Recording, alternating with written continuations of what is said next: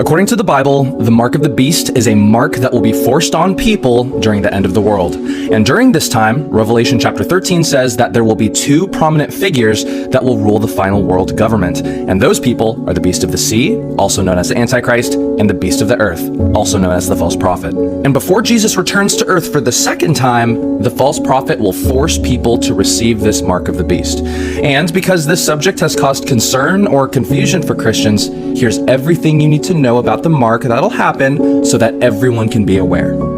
Fact number 1, the mark of the beast is not 666. It calculates to 666. Revelation chapter 13 verse 18. Here is wisdom. Let him who has understanding calculate the number of the beast, for it is the number of a man. His number is 666.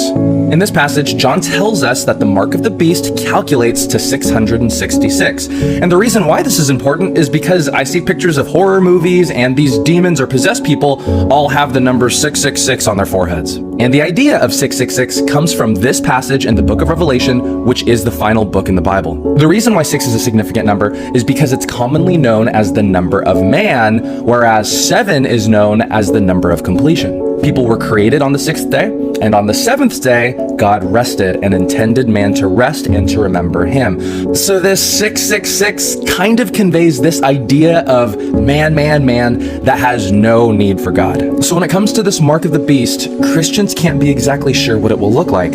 Some people think that it might look like a barcode, and with the direction we're taking in technology, I feel like the mark might be a chip implantation. But we don't know. What's important, though, is to know that the mark will calculate to 666. So what the mark physically looks like is up to speculation. And while this mark may look trivial, it's incredibly dangerous. So pay attention to fact number 2. The mark of the beast is an unforgivable sin. Revelation chapter 14, verses 9 to 10. Then a third angel followed them, saying with a loud voice, "If anyone worships the beast and his image and receives his mark on his forehead or on his hand, he himself shall also drink of the wine of the wrath of God, which is poured out full strength into the cup of his indignation. He shall be tormented with fire and brimstone in the presence of the holy angels and in the presence of the Lamb." In this passage, John sees an angel talking to people, and he's saying if anyone worships the beast or the Antichrist and receives this mark on their forehead or hand, they will endure God's wrath and be tormented with fire in the presence of God and his angels. So please understand the gravity of this passage. People who receive this mark will receive God's wrath, and this wrath is felt in the lake of fire, which is the second and final death. Christians have asked me in the past, what if someone gets this mark on their hand, but they cut their hand off? Can they still be saved? And the answer is no, because this passage says that anyone who receives the mark will go through the wrath of God, and the fullness of God's wrath will be death in the lake of fire.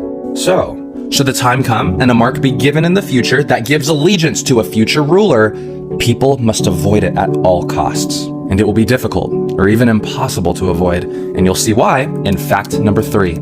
The mark of the beast will be forced upon people. Revelation chapter 13 verses 15 to 17.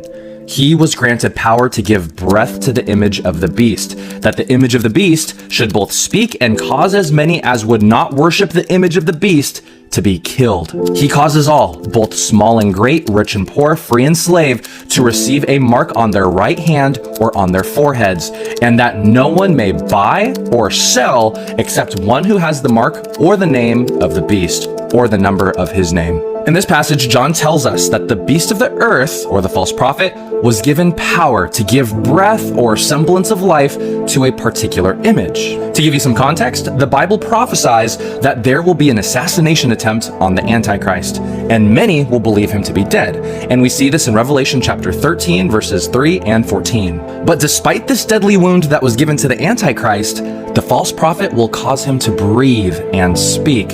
And this breath that the false prophet gives will not be given to the beast, but to the image of the beast. And then the false prophet will force people to worship and bow down to the beast's image, and then he'll force them to receive his mark, and those who don't will be executed.